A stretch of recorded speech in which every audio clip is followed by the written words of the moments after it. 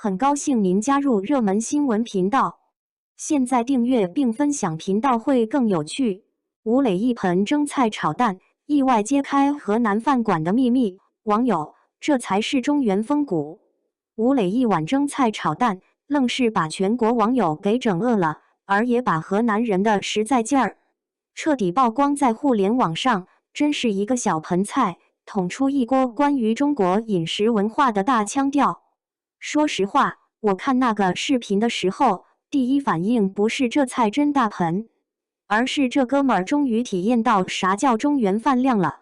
2021年那会儿，他骑行路过河南，随便进了一家小饭馆，点了个蒸菜炒蛋，心想不就是个家常菜呗？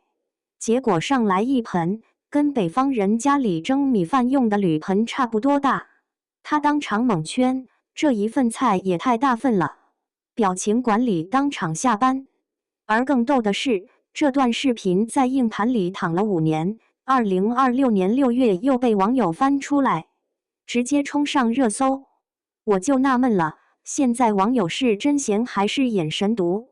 连2021年的 vlog 都能翻出来考古，剪一剪，配个字幕。河南菜量震惊明星男主，话题就飞起来。河南网友在评论区乐坏了，纷纷现身说法，这不正常量吗？这还是少的。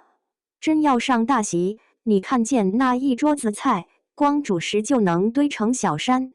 外地网友一看，这可咋比？广东那边一个人吃饭，正常操作是3个菜起步，小份精致，盘子还挺讲究。而河南这边，一份蒸菜炒蛋直接顶人家3菜1汤，这对比拉的跟南北方温差一样刺激。我觉得吧，河南饭店这种含金量已经成了某种互联网段子。前2年，美食博主乌拉拉去河南吃炒面，人家菜单写的明明白白，一份13块钱，他一脸轻松点了一盘，结果端上来的时候，整个人表情瞬间裂开2斤面。那视频我看了3遍，主要是他那种自认为能吃，结果被现实暴揍的表情太真实。他一边吃一边感叹：“我这3口1碗面，这回真服了。”网友在底下评论：“炒面界珠穆朗玛峰，谁敢登顶？”而这些看着像笑话的东西，背后就是中原这片土地一贯的逻辑：菜可以一般，味道可以家常，但量必须给够。你说这地方是不是有点轴？我小时候第一次去河南亲戚家串门，第1天就被饭桌镇住了。咱北京这边家里吃饭，一大盘菜顶多3、4口人分，河南那边一上桌，盆装的肉，盆装的蒸菜，盆装的粉条，连馒头都是一簸箕一簸箕往桌上招呼，一副一句话，甭客气，吃不饱可丢人。你看啊，在他们那儿，让客人吃饱不是口头礼貌，而是刚需。像交作业，没做到就算没尽到主人的本分。而这背后是啥？粮食大省。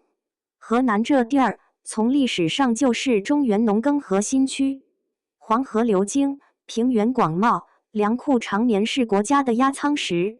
老一辈干农活，一天10几个小时，干体力活不吃饱真不行，所以家里做饭用的器具本来就往大里走。你说人家习惯了一个大碗里装一盆汤，一大盘上堆一堆菜，开个饭店，脑子里下意识延续的就是这套标准，分量往小调反而别扭。再加上河南城市这几年搞文旅，确实想留住人，文旅部门天天喊来了就是河南人。那吃这一块要是被游客吐槽小份贵，那是真砸招牌。你去看看河南日报、河南广电这些媒体这2年发的报道，基本都在讲开封夜市的小吃摊，郑州的胡辣汤，洛阳的水席，价格压得很实在，菜量往足里整。原因很简单，口碑是网友给的，流量却是钱，谁敢在这种事儿上玩虚的？而这回吴磊那段旧视频再度出圈，更多像是给这种实在文化盖了个明星认证章。你想啊，一个明星，日常饮食控制的挺严格的。那天骑行累了，进小饭馆想随便吃口热饭，结果这一盆菜端上来，直接把他明星胃打得措手不及。这种反差特别戳大众笑点，因为观众一对比就乐了。哎呦，原来不只是咱普通人被河南菜干翻，明星来也的服。外地游客的对比评论也很好玩。有游客说，在南方一个人吃饭，点仨菜是基本操作。为啥？因为每盘菜都不大，一盘青菜一小撮，一盘肉片薄薄一层，吃个7、8成保证合适。而在河南，有人说自己点了份蒸菜炒蛋，本来想再来个凉菜，一个主食，服务员劝他：“您先吃这个，不够再说。”结果俩人上阵，那一大盆干到撑，还剩下一半在那孤零零躺着。我就纳闷了，这样的分量，在餐饮业那种精致小盘流行的大环境下，算不算逆流？有些人会说，这样不利于节约，容易浪费，而也有人觉得，这才是花钱有被尊重到的感觉。说到底，这里面有个挺现实的社会心理，大家在物价节节上涨，工资涨得磨磨唧唧的情况下，对性价比的敏感度拉满，只要谁敢真给量、真给实惠，立马被捧成宝。而河南这回就有点靠老老实实赢得了互联网掌声。你看，有网友就在总结，河南人就是实在，连菜都这么实在。这话看着像夸餐饮，其实是夸人，夸这个地方没有太多花里胡哨，甚至有点傻大黑粗的只给。说白了，就是那种您给我钱，我给您堆满一盆菜，别费劲绕弯子的处事方式。不过话说回来，我也不想把河南神化成人间理想食堂。一部分饭店分量大，是文化和良心，还有一部分就是经营策略。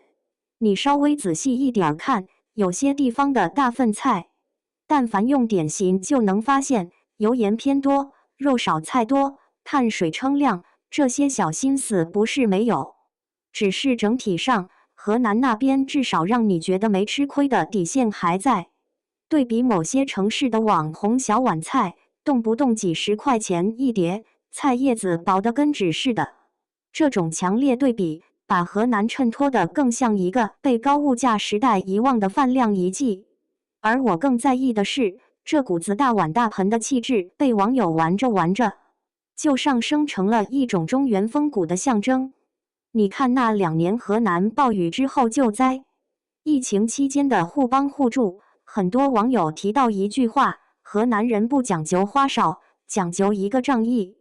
吃饭这一块，其实延续的是同一套逻辑，你来我这儿是客，咱先把肚子安顿好，其他都好说。这种朴素的价值观，放在现在讲究精致生活、热衷打卡滤镜的城市消费文化里，反而显得有点老派爷们儿气质。我还挺好奇，这种大分量会不会慢慢被新一代老板削弱？新一代搞餐饮的年轻人，很多是外地见过世面的，知道摆盘精致、环境文艺，菜量刚好，更容易吸引年轻顾客拍照发圈，而不是一盆盆端。你说一盆端上来，拍照不好看啊，滤镜一套，画面都是肉和菜，这不符合精致穷的审美标准。所以未来河南也许会出现2条线，一条继续保持大碗大盆，另一条走精细小盘。而在这个变化过程中，谁还能守住那点管饱的底线，是个考验。有意思的是，河南文旅部门最近几年也不傻，他们在推介时候，已经把便宜量大当成一种官方卖点。你看很多宣传片里，镜头扫过夜市，一碗胡辣汤，一碗烩面，汤面滚烫，碗边都剩得冒尖儿，配字幕，实惠、地道、吃饱。这种画风跟精致下午茶完全不是一个频道，但偏偏打中了现在被消费主义整得有点烦的人群。有时候大家真不想付出情绪成本，只想简单点，我掏钱，我吃饱，我开心。而吴磊这一盆蒸菜炒蛋，等于给这种画风来了个娱乐圈联名款。你想，一个热门男演员在 vlog 里发自肺腑喊出这也太大份了，那是比广告语还管用的免费代言。